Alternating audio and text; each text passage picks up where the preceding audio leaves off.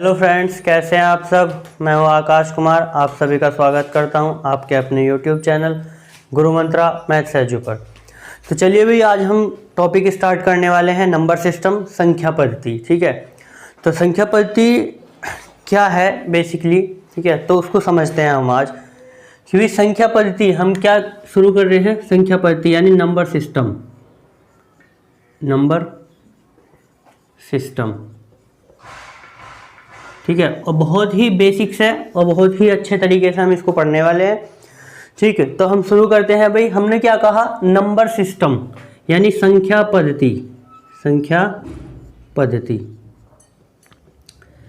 तो संख्या पद्धति क्या है, अगर मैं इसको डिफाइन करूं तो संख्या पद्धति का मतलब क्या है कि किसी भी संख्या को रिप्रेजेंट करना, कि किसी भी संख्या को हम रिप्रेजेंट कैसे करेंगे। ठीक है, यानी संख्या को क्या रिप्रेजेंट करना,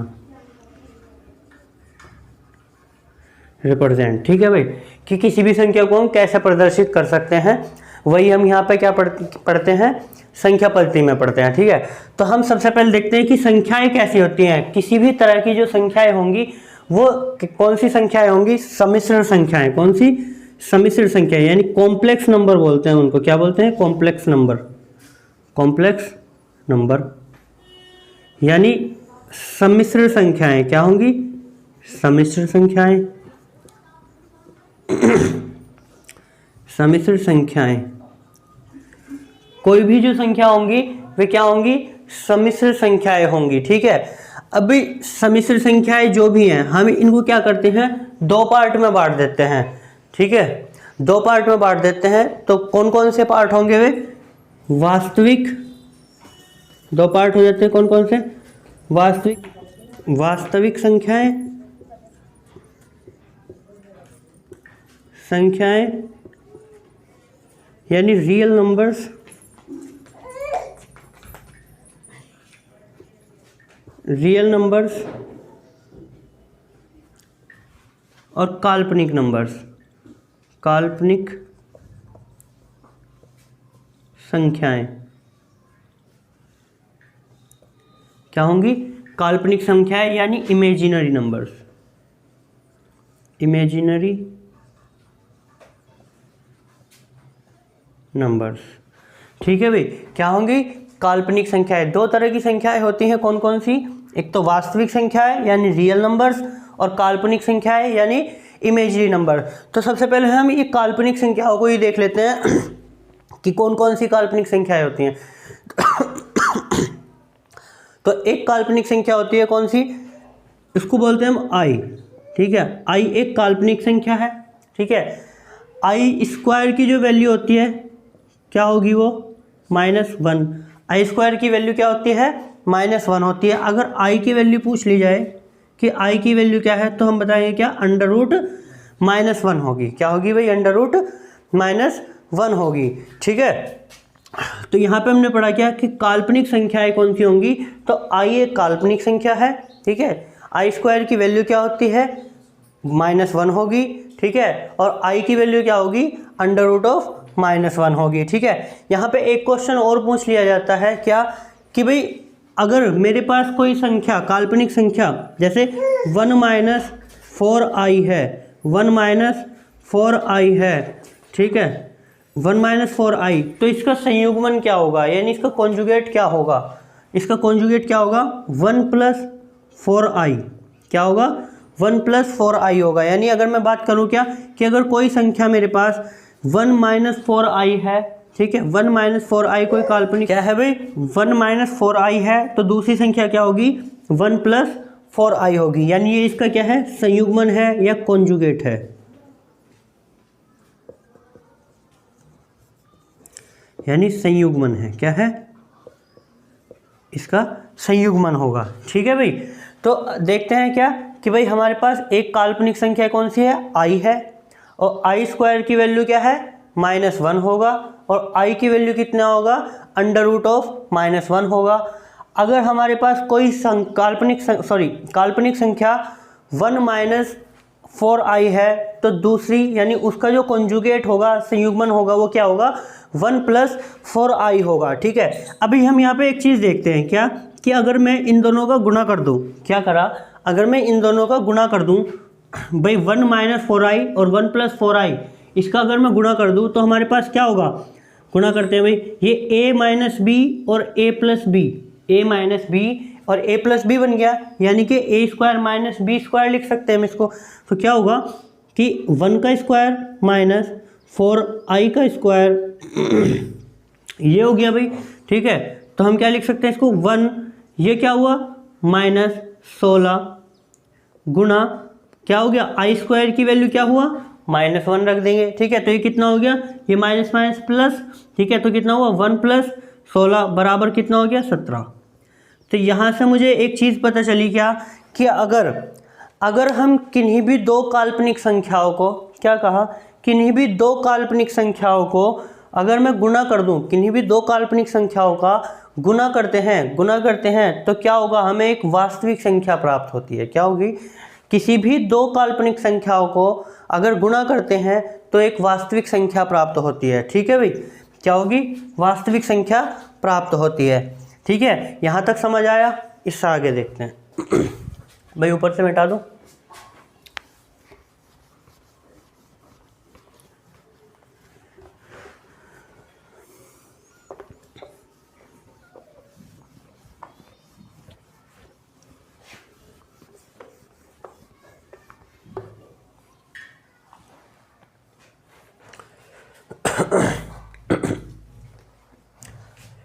तो एक वास्तविक संख्या प्राप्त होती है अगर किसी भी दो काल्पनिक संख्याओं को क्या करते हैं, गुणा करते हैं, तो एक वास्तविक संख्या प्राप्त होती है।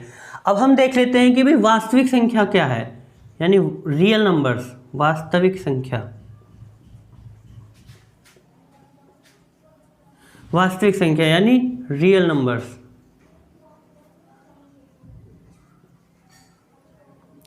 ठीक है, तो रियल नंबर्स देखते हैं क्या है। ठीक, तो वास्तविक संख्याएं क्या है, इनको हम दो पार्ट में बांट लेते हैं भाई, दो पार्ट में हम बांट लेते हैं वास्तविक संख्याओं को।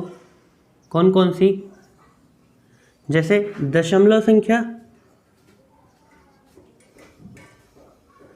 दशमलव और पूर्णांक, क्या, दशमलव और पूर्णांक। ठीक है भाई, एक तो होंगी दशमलव और एक होंगी पूर्णांक। तो दशमलव क्या होती हैं, दशमलव जैसे मैं कह दूं क्या 0.1 है, 0.22 है, 0.432 ये है। ठीक है, या 0.5 ये बार, ये भी क्या है, दशमलव संख्या है। ठीक है, और पूर्णांक संख्याएं क्या होती हैं, पूर्णांक संख्याएं होती हैं आपकी कि -∞ से लेकर, कहाँ से, -∞ से लेकर, ठीक है, -2 -1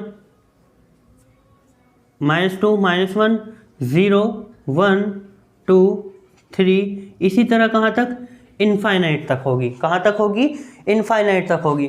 भाई अगर हम पूर्णांक की बात करते हैं यानी इंटीजर्स की बात करते हैं, किसकी, इंटीजर्स,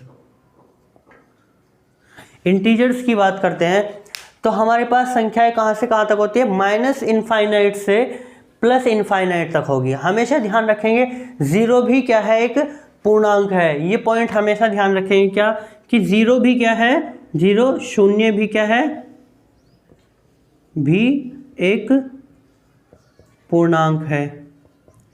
बात समझ आई भाई, शून्य भी क्या है, एक पूर्णांक है। तो हमारे पास ये क्या हुआ, पूर्णांक है, यानी पूर्णांक इंटीजर्स जो होंगे वो कहाँ से कहाँ तक होंगे, -∞ से लेकर +∞ तक होंगे, और 0 भी क्या होगा, एक पूर्णांक होगा। ठीक है भाई, अब यहाँ से देख लेते हैं हम इसको जरा थोड़ा सा और इलेबोरेट करें अगर, तो दशमलव को हम दो तरह से देखते हैं, दशमलव को दो पार्ट में बांट लेते हैं। कौन कौन से, जैसे आवृत्ति दशमलव, आवृत्ति दशमलव यानी टर्मिनल, इसको बोलते हैं टर्मिनल, टर्मिनल डेसिमल। ठीक है, और इसको बोलते हैं यहाँ पे अनावृत्ति, अनावृत्ति दशमलव, अनावृत्ति दशमलव यानी non terminal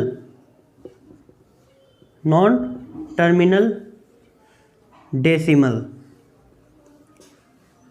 non terminal decimal, या फिर इसको भी हम क्या कह सकते हैं, रिकरिंग डेसिमल। क्या? रिकरिंग डेसिमल, ये कह सकते हैं। इसको क्या कह सकते हैं, नॉन रिकरिंग डेसिमल। क्या? Non recurring decimal, non recurring decimal कह सकते हैं। ठीक है भाई।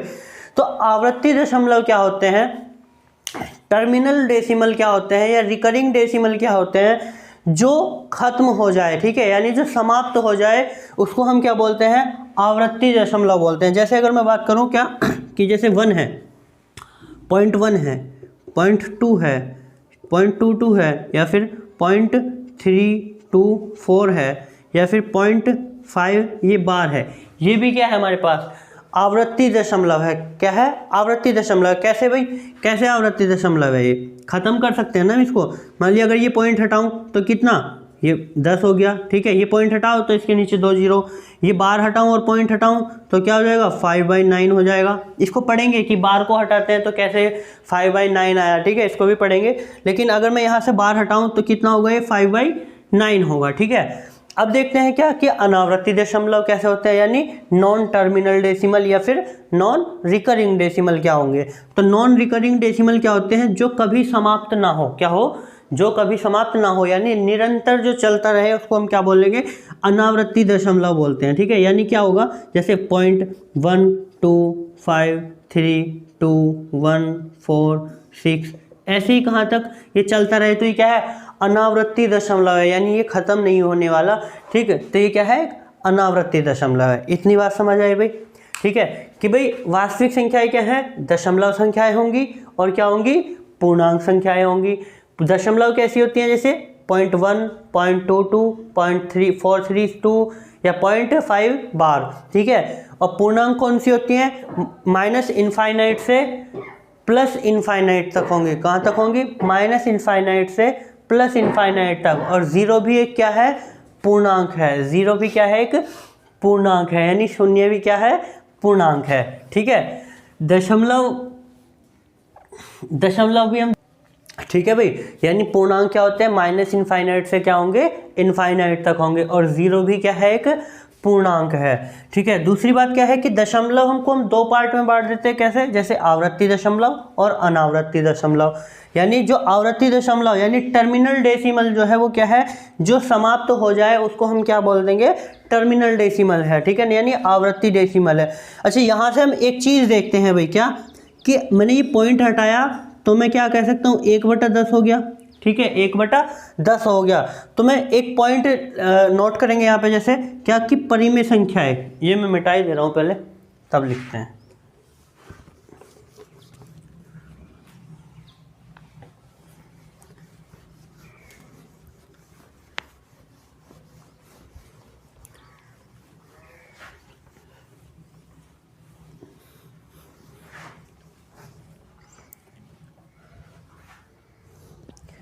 ठीक है, तो क्या यहाँ पे एक चीज़ पढ़ते हैं क्या कि परिमेय संख्याएं क्या है। सबसे पहले देखते हैं हम परिमेय संख्याएं।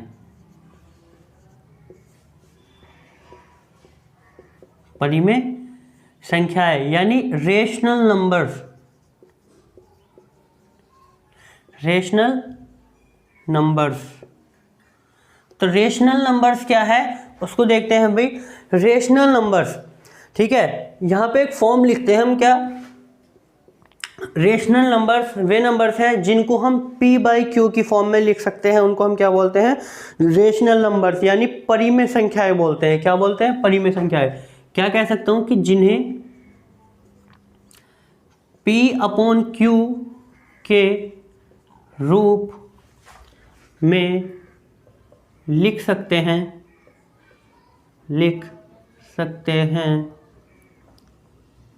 वे क्या होंगे, परिमेय संख्याएं होंगे।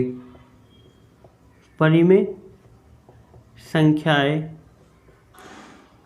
होती हैं। ठीक है, और यहाँ पे कंडीशन होती है क्या कि q = 0 नहीं होता। क्या क्यू बराबर 0 नहीं तो भाई सिंपल सी बात है, क्यू तो 0 होगा ही नहीं, ठीक है। क्यू 0 होगा तो फिर क्या हो जाएगी संख्या, अनंत हो जाएगी, ठीक है। तो यहाँ पे हम क्या कहा कि भाई जिन्हें हम p बाई क्यू के रूप में लिख सकते हैं उनको हम क्या बोलते हैं, परिमेय संख्याएं बोलते हैं। तो अब हम आते हैं, क्या हम पढ़ रहे थे, क्या आवर्ती दशमलव। तो आवर्ती दशमलव अगर मैं यहाँ से लो, जैसे 0.1 लिया तो मैंने पॉइंट हटाया, क्या मैं इसको 1/10 लिख सकता हूँ भाई, पॉइंट हटाया तो हम यहाँ पे क्या कर सकते हैं, 10 लिख सकते हैं। पॉइंट के बाद जितने अंक होंगे नीचे उतने ही क्या आ जाती है, 0 आ जाएगी, ठीक है। तो यहाँ पे हमने क्या रखा कि 1/10 लिख लिया इसको, ठीक है। तो एक बात मुझे यहाँ से समझ में आई, क्या कि भाई अगर ये इसको हम 1/10 लिख सकते हैं तो मुझे यहाँ पर दिखा क्या कि मैं इसको p बाई क्यू की फॉर्म में लिख दे रहा हूँ, क्या कि p बाई क्यू की फॉर्म में लिख दे रहा हूँ भाई। अगर इसको p बाई क्यू की फॉर्म में लिख दे रहे हैं तो मैं कह सकता हूँ कि ये परिमेय संख्या होगी, क्या होगी, परिमेय संख्या होगी, ठीक है। यानी अगर बात करूं कि आवर्ती दशमलव, तो जितने भी आवर्ती दशमलव हैं वो सारे के सारे क्या होंगे, परिमेय संख्याएं होंगे। यानी जो अब जिनको हम p बाई क्यू की फॉर्म में लिख सकते हैं भाई, आवर्ती दशमलव का मतलब यही तो है कि हम उसको टर्मिनल कर दे रहे हैं, यानी उसको हम समाप्त कर दे रहे हैं, टर्मिनेट कर दे रहे हैं, ठीक है। तो हम उसको क्या कह सकते हैं कि जितनी भी आवर्ती दशमलव होंगे उनके क्या होंगे, परिमेय संख्याएं होंगे। जैसे देख लो भाई, क्या भाई 0.5 था और इसके ऊपर बार था, ठीक है। तो 0.5 और बार हटाएंगे तो क्या लिखेंगे, इसको हम 5/9 लिखेंगे, क्या लिखेंगे, 5/9 लिखेंगे। तो ये भी क्या है, p बाई क्यू की फॉर्म है, तो इसको भी हम क्या कह देंगे, ये भी कैसी है, परिमेय संख्याएं हो, परिमेय होगी संख्या। तो यहाँ पे मैं कह सकता हूँ एक पॉइंट और, क्या कि भाई टर्मिनल या फिर रिकरिंग डेसिमल या आवर्ती दशमलव, आवर्ती दशमलव, आवर्ती दशमलव या प्रत्येक लिख सकते हैं हम, प्रत्येक आवर्ती दशमलव एक परिमेय संख्या होती है, क्या, परिमेय संख्या होती है, ठीक है भाई, परिमेय संख्या होती है, ठीक है। और अगर हम बात करते हैं अनावृत्ति दशमलव की, तो अनावृत्ति दशमलव क्या होता है, देखो भाई अनावृत्ति तो क्या है कि 0.1 2 3 4 6 7 2 3 5, ठीक है, इस तरह से बढ़ता चला जाएगा। तो हमें नहीं पता कि आगे कितने अंक हैं, तो हम इसको टर्मिनेट तो कर नहीं सकते, यानी नहीं पता लगता कि कितने नीचे 0 आएंगी। तो ये क्या है, इसको हम p बाई क्यू की फॉर्म में नहीं लिख सकते, तो ये क्या है, अपरिमेय संख्या होगी, क्या होगी, अपरिमेय संख्या होगी, क्या होगी भाई, अपरिमेय संख्या। यानी जितनी भी अनावृत्ति दशमलव है उन सबको हम क्या बोलते हैं, अपरिमेय संख्या बोलते हैं, ठीक है भाई। चलिए इससे आगे अगली वीडियो में करते हैं, आज तक के लिए यहीं तक।